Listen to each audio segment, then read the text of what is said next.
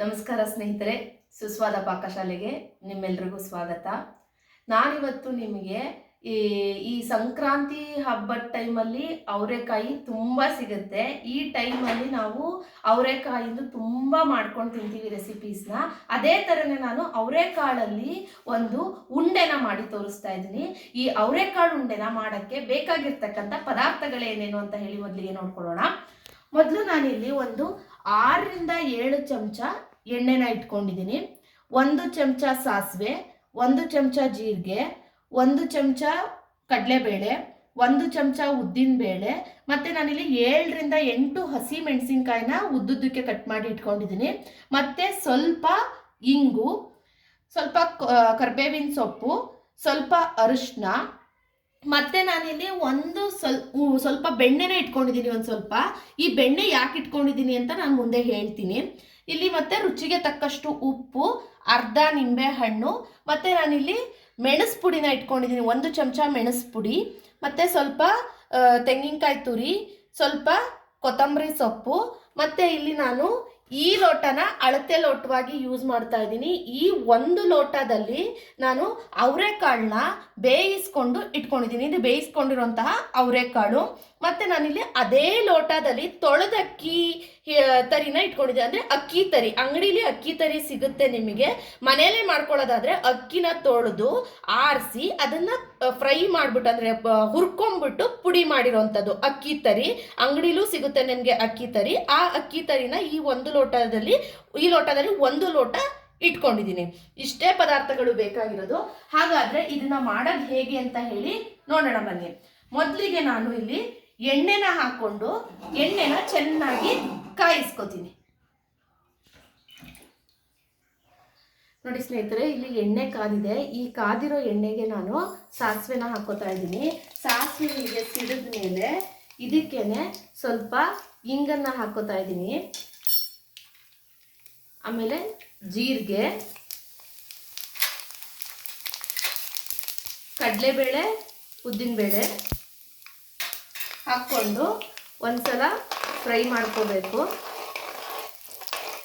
ನಂತರ ಇದಕ್ಕೇನೆ ನಾನು ಹಚ್ಚಿಟ್ಕೊಂಡಿರೋಂತಹ ಹಸಿ ಮೆಣಸಿನ್ಕಾಯಿ ಮತ್ತು ಕರಿಬೇವಿನ ಸೊಪ್ಪು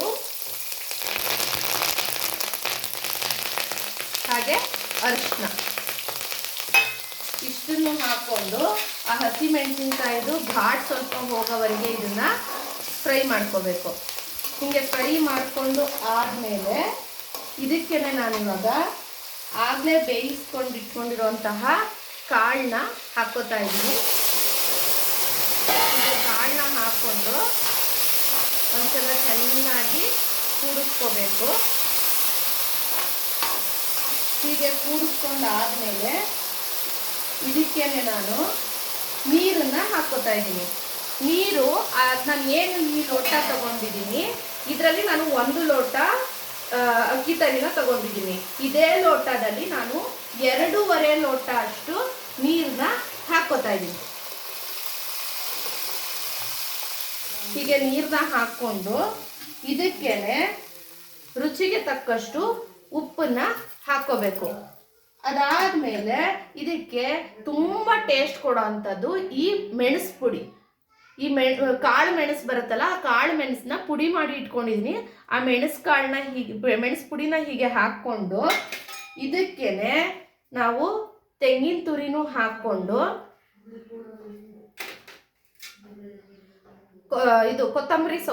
ಕೊತ್ತಂಬರಿ ಸೊಪ್ಪನ್ನು ಹಾಕ್ಕೊಂಡು ಒಂದ್ಸಲ ಚೆನ್ನಾಗಿ ಕೂಡಿಸ್ಬಿಟ್ಟು ಇದನ್ನ ಕುದಿಯಕ್ಕೆ ಬಿಡಬೇಕು. ನಾನು ಹಿಂಗೆ ಕೂಡಿಸ್ಕೊಂಡು ಇದಕ್ಕೇನೆ ಒಂದು ಲಿಡ್ನ ಮುಚ್ಚಿಬಿಟ್ಟು ಇದನ್ನ ಮೀಡಿಯಂ ಫ್ಲೇಮಲ್ಲಿ ಕುದಿಯಕ್ಕೆ ಬಿಡ್ತೀನಿ. ನೋಡಿ ಸ್ನೇಹಿತರೆ, ಇದು ಚೆನ್ನಾಗಿ ಕುದೀತಾ ಇದೆ.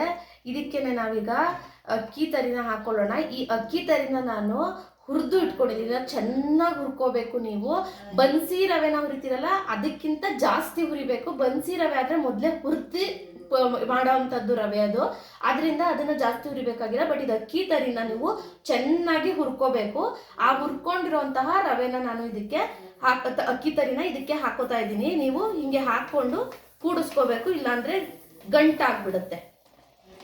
ಹಿಂಗೆ ಹಾಕ್ಕೊಂಡು ಅದು ಪೂರ್ತಿ ನೀರು ಜೊತೆ ಮಿಕ್ಸ್ ಆಗೋವರೆಗೂ ನೀವು ಚೆನ್ನಾಗಿ ಕೂಡಿಸ್ಕೋಬೇಕು.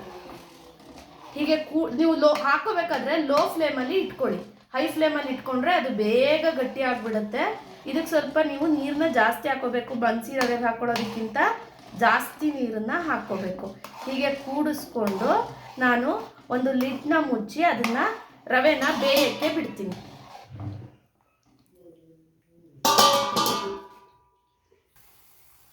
ನೋಡಿ ಸ್ನೇಹಿತರೆ, ಈಗ ಇದು ಉಪ್ಪಿಟ್ಟಾಗಿದೆ. ಇದಕ್ಕೆ ನಾನು ಫ್ಲೇಮ್ನ ಆಫ್ ಮಾಡಿಕೊಂಡು ನಿಂಬೆಹಣ್ಣ ಹಿಂಡ್ಕೊಂಡು ಇಟ್ಕೋತೀನಿ. ಅದಾದಮೇಲೆ ಉಂಡೆ ಕಟ್ಟೋದು ಹೇಗೆ, ಆಗಲೇ ಹೇಳಿದ್ರೆ ಇದು ಅವರೆಕಾಳು ಉಂಡೆ ಅಂತ. ಉಂಡೆ ಕಟ್ಟಿ ಹಬೆಯಲ್ಲಿ ಇಡೋದು ಹೇಗೆ ಅಂತ ಹೇಳಿ ತೋರಿಸ್ಕೊಡ್ತೀನಿ. ನೋಡಿ ಸ್ನೇಹಿತರೆ, ನಾನಿಲ್ಲಿ ನಿಂಬೆಹಣ್ಣನ್ನ ಹಿಂಡ್ಕೊಂಡು ನಾನಿಲ್ಲಿ ಕೂಡಿಸ್ಕೊಂಡು ಪಕ್ಕದಲ್ಲಿ ಇಟ್ಕೊಂಡಿದ್ದೀನಿ.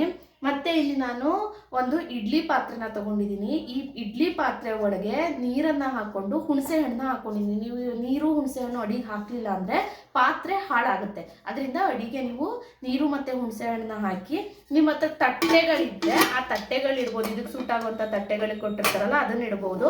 ನಾನಿಲ್ಲಿ ಇಡ್ಲಿ ಚಿಪ್ಲನ್ನೇ ಇಟ್ಕೋತಾ ಇದ್ದೀನಿ. ಹೀಗೆ ಇಟ್ಕೊಂಡು ನಾನು ಆವಾಗಲೇ ಹೇಳಿದೆ ಬೆಣ್ಣೆ ಬೇಕು ಇದಕ್ಕೆ ಅಂತ.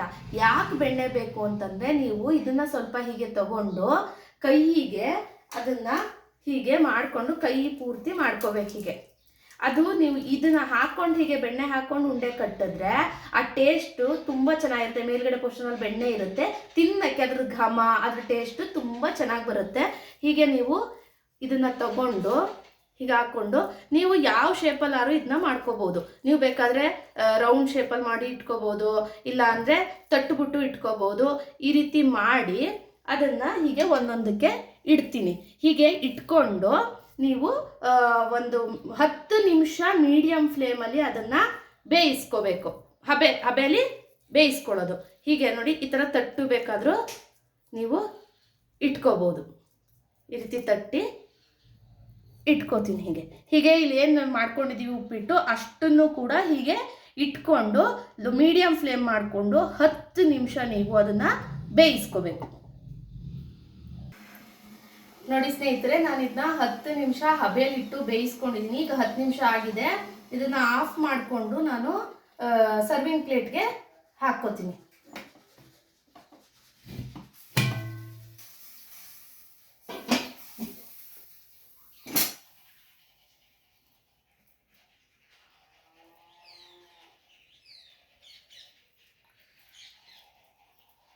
ಹೀಗೆ ಸರ್ವಿಂಗ್ ಪ್ಲೇಟ್ಗೆ ಎಲ್ಲದನ್ನೂ ಹಾಕ್ಕೊಂಡು ಇಟ್ಕೋತೀನಿ. ನೋಡಿ ಸ್ನೇಹಿತರೆ, ರುಚಿಯಾದಂತಹ ಅವರೆಕಾಳು ಉಂಡೆ ರೆಡಿಯಾಗಿದೆ. ಅವರೆಕಾಳು ಉಪ್ಪಿಟ್ಟಿಗಿಂತ ಇದೊಂಚೂರು ಟೇಸ್ಟ್ ಜಾಸ್ತಿ ಇರುತ್ತೆ. ಇದನ್ನು ನೀವು ನೀರು ಚಟ್ನಿ ಜೊತೆ ತಿಂದರೆ ತುಂಬ ಚೆನ್ನಾಗಿರುತ್ತೆ ಟೇಸ್ಟು. ಈ ಥರ ನೀವು ಕೂಡ ಮನೇಲಿ ಟ್ರೈ ಮಾಡಿ, ಮತ್ತು ಹೇಗಿತ್ತು ಅಂತ ಹೇಳಿ ನಮಗೆ ಕಮೆಂಟ್ ಸೆಕ್ಷನಲ್ಲಿ ತಿಳಿಸಿ. ಹಾಗೆ ನಮ್ಮ ಚಾನಲ್ನ ಸಬ್ಸ್ಕ್ರೈಬ್ ಮಾಡೋದನ್ನ ಮಾತ್ರ ಮರಿಬೇಡಿ. ಧನ್ಯವಾದಗಳು.